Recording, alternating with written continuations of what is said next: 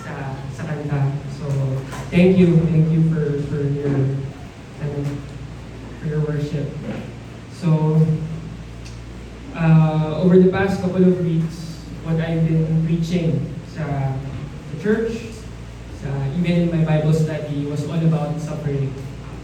Tapos, nung nag-uusap na kami ni Brother Ernie, iniisip ko na parang, sabi ko, siguro gusto ko mag-focus ng suffering sa ganitong topic. Tapos after nung preaching ko nung the other Sunday, na-realize ko, ay okay, tapos na pala ako dito. Nakagraduate na ako kasi ilang weeks ko nang pinagdaanan yung suffering. Now, I need to move on. I can't stay in this place na kailangan na mag-level up na ako sa situation ko na ako. So, it's just timely na there are times na nag-meet kami ni Pastor, nag-devotion kami. Tapos in-emphasize sa akin ni Pastor yung Mark 11:24. At lagi din in-emphasize sa church natin yung Mark 11:24.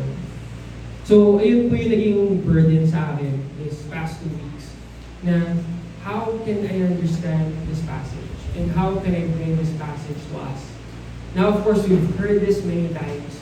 And sometimes, hindi natin madala yung emotion natin. Intellectually, parang, oh, sabi naman ni Lord to eh.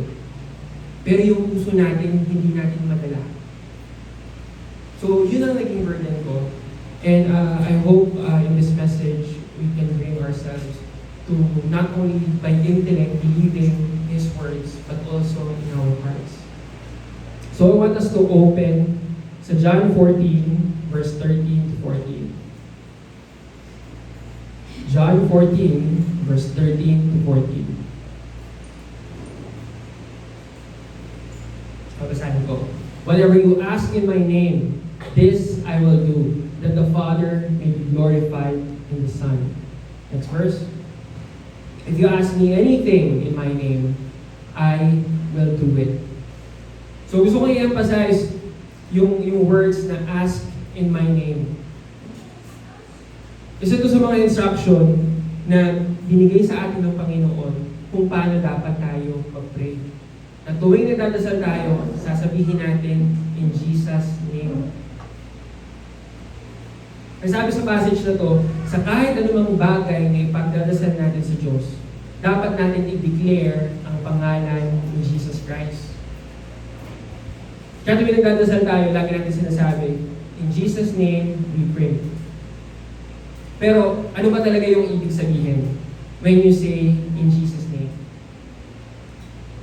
May mga times na ginagamit siya na parang magic formula.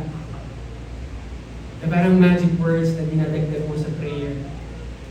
Na siguro pag sinasabi nila in Jesus' name, iniisip nila mas effective yung prayer nila. Pag sinabi nila in Jesus' name, baka mas marinig ni Lord yung prayer ko kasi in Jesus' name. So, kumbaga sa magician, parang abracadabra. O kung sa Harry Potter ba yan, sasabihin ni Harry Potter, Expecto Patrono! Tapos lalabas yung orb, yung power. Kasi isa na po, heard po ako.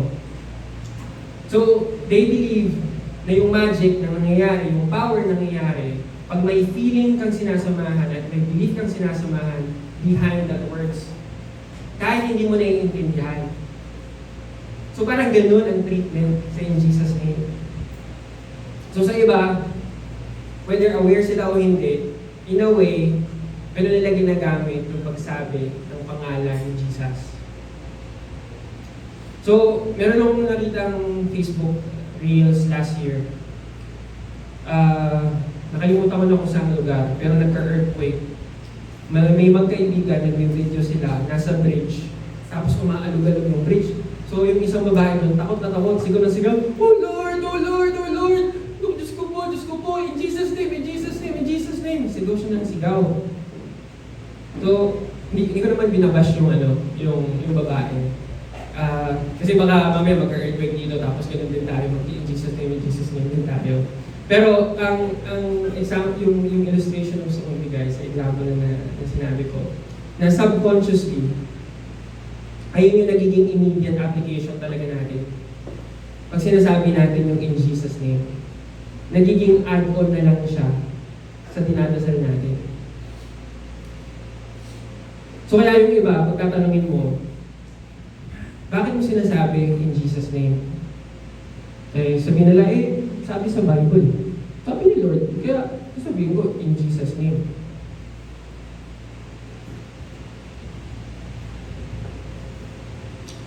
Sa mga worship songs, may mga songs na maririnig ka na sinasabi, there is power in the name of Jesus. Pero there's only power in His name kung alam mo kung anong meaning behind that name. When you know the very reason kung bakit natin kailangan sabihin ang pangalan niya, doon lang lalabas yung totoong power niya. Ito yung isa sa mga warning ni Jesus Christ when it comes to our prayer. Let's open Matthew chapter 6 verse 7. Matthew chapter 6 verse 7. Sabi ni Jesus Christ, "And when you pray, do not heap up empty phrases as the Gentiles do, for they think that they will be heard for their many words." Another translation, do not use meaningless repetition. So nung mga Catholic tayo, yung mga ilan sa atin yung naging Catholic before, pinapamemorize sa atin ng mga bata tayo, Our Father, Glory be to the Father, Hail Mary. At ngayon, that we are now a Christian, a born-again Christian, eventually lahat tayo natuto na magdasal in our own words. Yung warning sa Matthew 6:7, nag-a-apply din siya pag sinabi natin in Jesus' name. Hindi mo pwedeng gamitin yung pangalan ni Jesus kung sa'yo, wala naman talagang meaning behind it. Hindi totoo yung meaning sa puso mo. So today, ang objective ko, mapakita yung greater meaning behind sa pagsabi ng in Jesus' name sa dasal natin. So, ang preaching ko ngayong hapon na to is entitled, The Prayer Ambassador of God. Tayo, we are the prayer ambassador of God.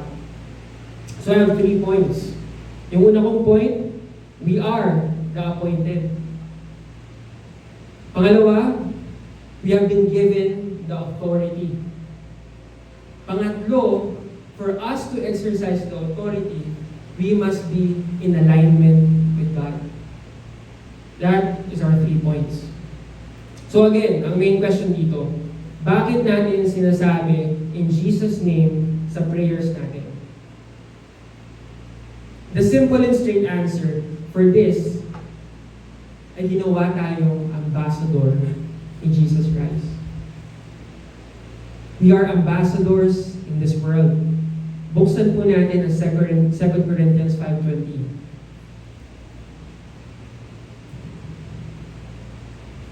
Therefore, we are ambassadors for Christ, God making His appeal through us.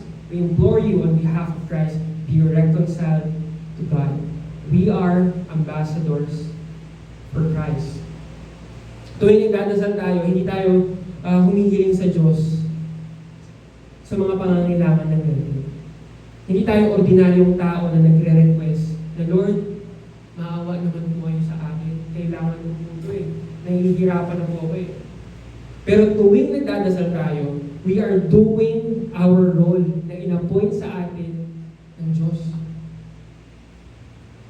Who are we? We are the ambassadors of Christ. May role tayo kung saan tayo nilagay ng Diyos. And that is how we should be praying. So si Pastor Noel, nung tinawag siya ng Panginoon na maging ambassador, Noel, gagawin kita ambassador ng Life of Grace. Sabi ni Lord sa kanya, I appoint you as my ambassador for the Life of Grace Church. Gusto ko pakinggan mo yung mga tao dito, alamin mo yung situation nila. Lahat ng mga makakalam mong information, gusto ko dalhin mo sa akin. Idasal mo sa akin para makapagbigay ako ng tulong sa kanila. Kasi Noel, ang gusto ko, makabuo ako ng relationship sa kanila. Ikaw ang ambassador ko sa kanila. Tinawag tayong lahat na ambassador sa Life of Grace. sa Taguig, sa Philippines. Hindi dahil taga rito tayo. Kailangan natin maintindihan na kaya tayo ambassador kasi hindi naman talaga dito yung lugar na pinanggalingan natin. Saan ba tayo?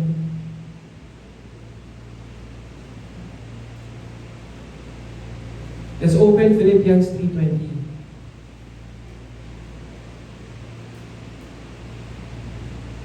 But our citizenship is in heaven.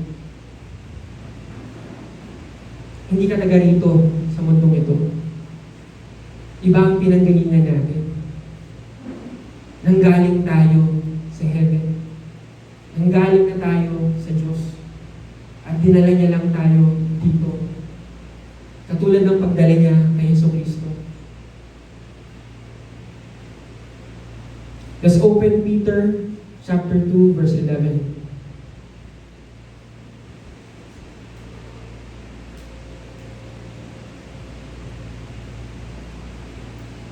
Yan. Beloved, I urge you, as sojourners and exiles, to abstain. Baka 2 Peter yata yan, sorry. 2 Peter chapter 2, verse 11. Tama pala yan, sorry. Yeah, it's right, yeah.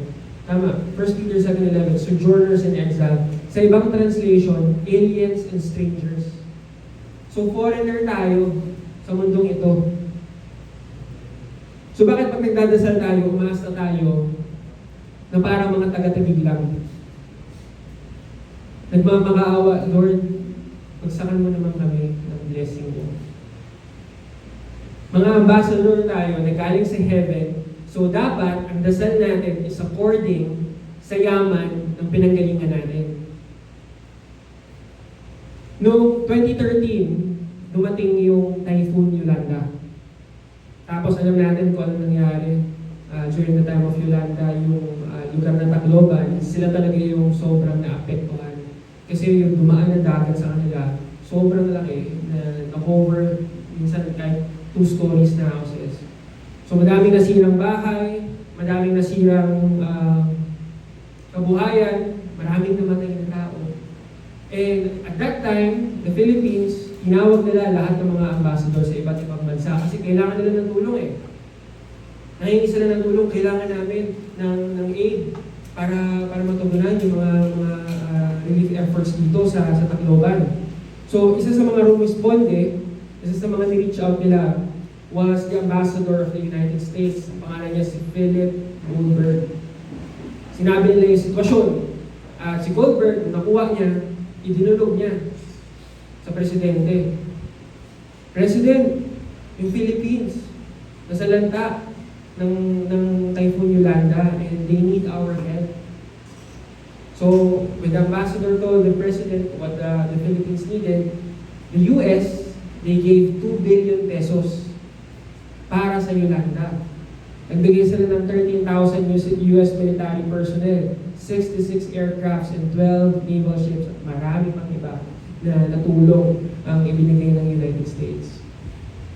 So anong rason kung bakit ginagawa ng United States to? Bakit merong ambassador ang United States na nakalugar sa Pilipinas? Their objective is to build a relationship with the nation and people of the Philippines. Gusto nilang mabuo ang relationship sa bansang ito. Why? It's for their name. Diba? Lagi silang nakaangat, uy, mabuti itong United States, tinutulungan tayo, maaasahan to. Kakampi natin to. Ganun din sa atin. We are appointed and brought here to this world para madala ang mga tao sa Panginoon. Para lumago ang relasyon ng mga tao sa Panginoon. Mas makilala nila ang Panginoon through our prayer. Katulad ni Ambassador, sinasabi natin sa ating Big Boss, Lord, ito ang kailangan ng Life of Grace. Lord, ito kailangan ng aking kapatid. Because through our prayer, doon na-form ang relationship ng mga tao sa Diyos. In His name, sinasabi mo that you are not of this world. Pag sinasabi mo, in Jesus' name, sinasabi mo na isa kang dayuhan sa mundong ito. Pag sinasabi mo, in Jesus' name, what you are doing as an ambassador, dinadala mo ang kaharian ng Diyos sa lugar na tinatayuan mo.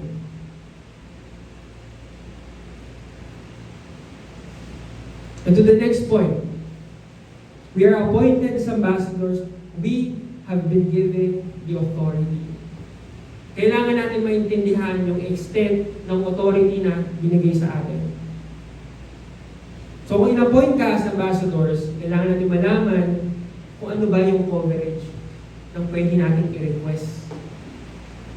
Magagawa lang natin yung role natin ng maayos kung talagang naiintindihan natin yung extent ng ating authority. So in the scripture, paulit-ulit na makikita mo, yung plano ng Panginoon is for us to be conformed to the image of His Son. Sabi sa Romans 8:29.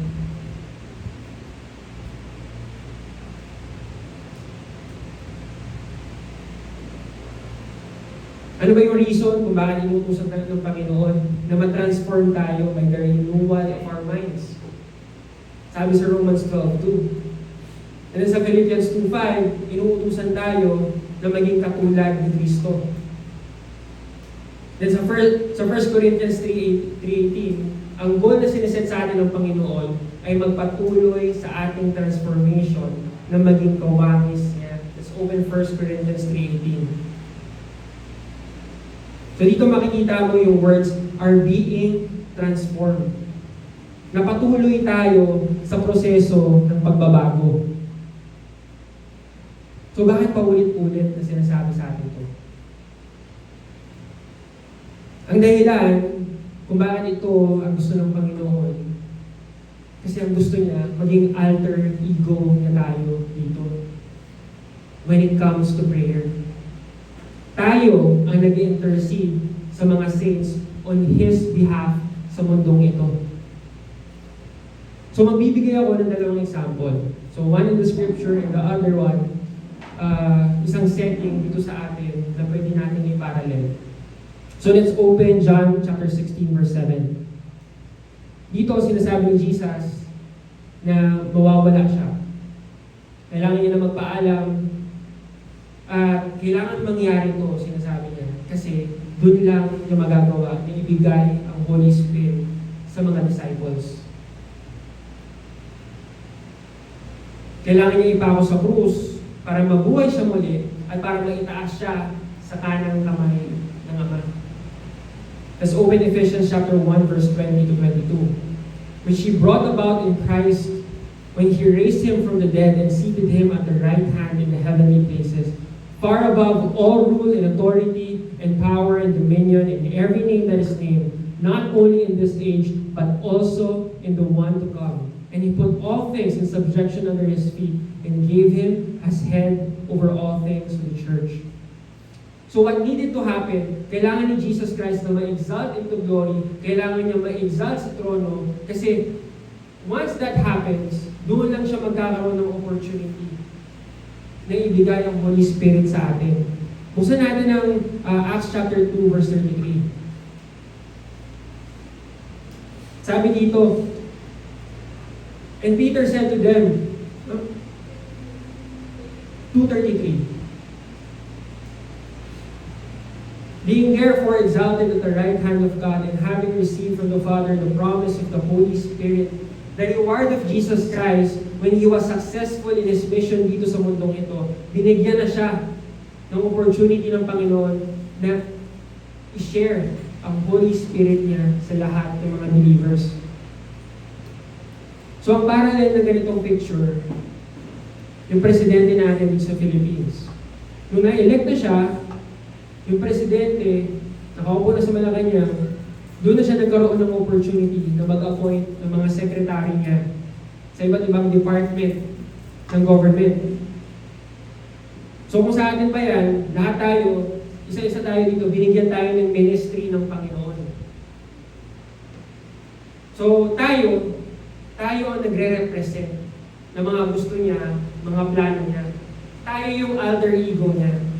Tayo yung nag-i-implement ng mga project, tayo yung nag-iisip ng mga gawain on His behalf. So, just imagine ako yung presidente. So, ako, mag-a-assign na ako ng mga sekretary ko. Si Dennis, gusto ko nang gawin Department of Finance. Secretary of Department of Finance. Si Tita Mars, gagawin ko siyang Department of Education, Secretary of Department of Education. Si Jaya, Department of Justice. Si Tita Ora, Department of Health. Si Tatay Dikboy, Department of Transportation. Si Nanay Greta, DSWD. Tapos si Sis Joanna, Tourism. Si Pastor Noel, Department of Energy. So kaya gusto ng Panginoon na maging kawangis tayo ni Kristo dahil para mag-implement natin yung mga plano niya. Kailangan tugma yung mga gusto natin sa gusto niya. Yung utak natin sa utak niya. So for example, sa Department of Education, si Tita Mars, kung sasabihin niya, we need schools kasi gusto ko na may magtuturo ng mga Christian values katulad ng tinuturo ng Life of Grace. So kaya magre-request ako ng 1 billion pesos. So she's requesting in the name of the President. Because kung ano mang sasabihin niya, lumalabas, it's as if yung Presidente yung nagre-request mo. So kung magre-request na siya sa Congress, sasabihin niya, the Department of Education kailangan ng 1 billion pesos. Kasi magbibili kami ng lupa sa Taguig, magtatayo kami ng school sa Taguig, uunahin sa Barangay Tuktukan, sa Ususan. Yun. So si Tita Mars, as the Secretary of Department of Education, she has the full authority to make that request. So let's open John 16, verse 23. In that day, you will not question me about anything. Truly, truly, I say to you, if you ask the Father for anything in my name, He will give it to you. Nag-aas tayo sa Panginoon in authority. Pwede ako mag-ask sa Panginoon ng kahit ano because binigyan niya na ako ng authority na ipagdasal at healing kahit ano. And this is why magbasahin natin yung Mark 11:24. When you say, believe that you have received them, yung tiwala natin dapat nanggagaling sa malinaw na understanding ng authority natin. I believe that I have received them kasi alam ko authority ko to. Kaya kong i-request to.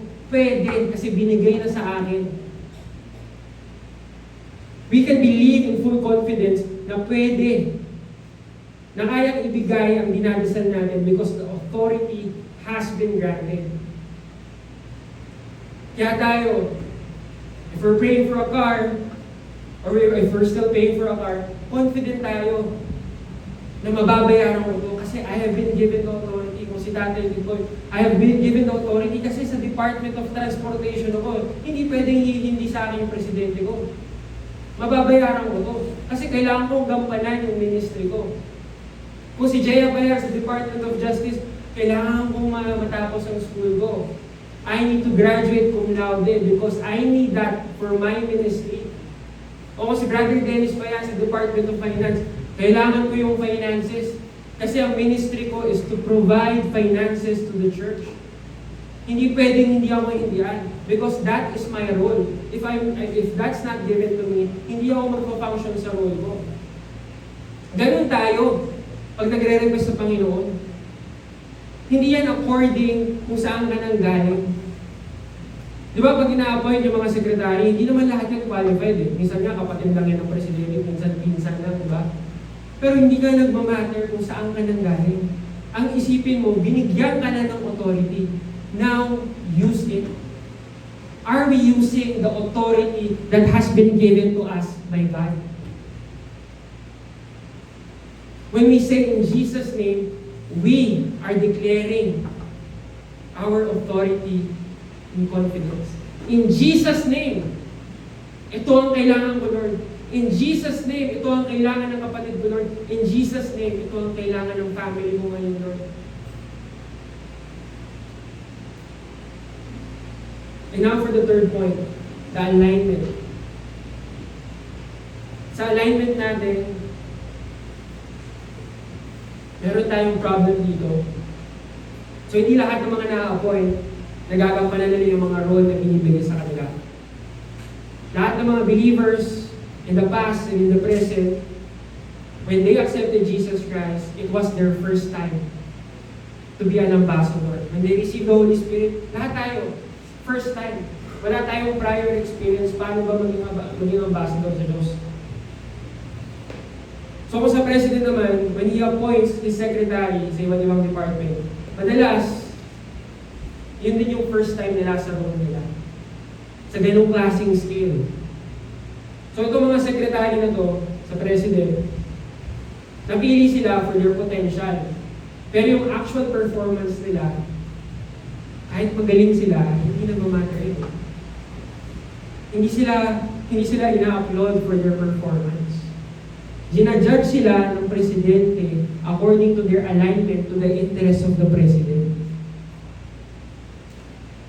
So kahit ang galing-galing mo, ang dami mong project, pero hindi align sa gusto ng presidente, ligwak ka. So for example, yung secretary magpo-propose ng project, pero hindi naaayon sa plano, sa platform ng president. Si president, pwede niyang i-reject. Ayoko yan.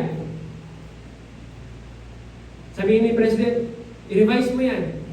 Kung makulit yung secretary, at paulit-ulit pa rin siya, ini-insist niya yung gusto niya, at ayaw niyang sundin yung gusto ng presidente, hahanap na lang ako ng iba. Hindi kita magamit sa purpose na gusto ko Kukuha na lang ako ng iba na makiki-align sa akin, na gagawin kung ano yung nasa isip ko. So sa Philippines, ganun. May constitution tayo in 1987, Article number 7, Section 17, the President shall have control of all the executive departments, bureaus, and offices. So the President has the power to veto the request of his secretary. Pwede niyang i-deny. Ganun din sa ating Diyos. Pwede niyang i-deny lahat ng mga prayers natin. Na-appoint tayo ng Diyos, binigyan tayo ng authority ng Diyos, pero walang kwenta yung authority natin kung hindi tayo naka-align sa gusto ng Diyos. Let's open John 15, verse 7.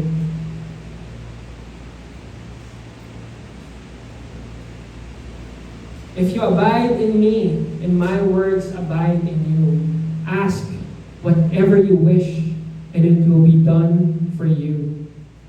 Sabi dito, ask whatever you wish, and it will be done for you. Lahat ng gusto natin, pwede nating i-request sa Diyos. Pero, may dalawang kondisyon. We have to abide in Christ. We have to abide in His Word. Ito talaga yung main problem. Kaya hindi tayo naging effective sa role natin as ambassadors. Kaya kahit in Jesus' name tayo, hindi sinasagot yung prayer natin. Kahit ini-exert mo na yung authority mo, in Jesus' name, hindi pa rin sinasagot ng Panginoon yung prayers natin. Ito talaga yung main problem. Masyadong buhay yung dati nating sarili, na yung dati nating sarili nagiging balakid sa mga dasal natin. Let's open Mark chapter 6, verse 7. And he summoned the 12 and began to send them out in pairs and gave them authority over the unclean spirit. So ito yung time na inutusan niya ang kanyang mga disciples, pupunta kayo sa lugar na to, mag-cast out kayo ng demon, magpagaling kayo. And then fast forward, so Mark chapter 9, verse 28 to 29, may isang tao na yung mga disciples, tinatry nilang i-cast out, pero hindi nila ma-cast out. Kasi tinanong nila to, when he came into the house, his disciples began questioning him privately, Lord, bakit hindi namin ma-cast out yung demon sa tao na to? Binigyan mo naman kami ng authority Bakit hindi namin ma-cast out? And Jesus said, this cannot come out by anything but prayer. Sa verse 29, sinasabi ni Jesus na, kaya hindi nyo makast out yung demon kasi hindi kayo nagdadasal katulad ko. Nag-ooperate lang kayo sa authority, pero you're not really abiding in the Father like I am. So ano bang ginagawa ni Jesus Christ na hindi ginagawa ng mga disciples? Basahin natin yung Luke chapter 6 verse 12. Sabi dito, in these days he went out to the mountain to pray, and all night he continued in prayer to God. He was spending so much time in prayer. Buong gabi nagdadasal siya. So Mark 1:35, ano yung sabi?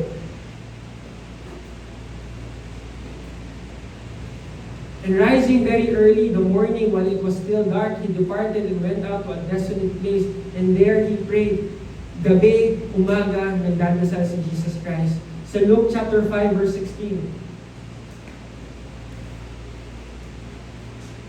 But he would withdraw to desolate places and pray.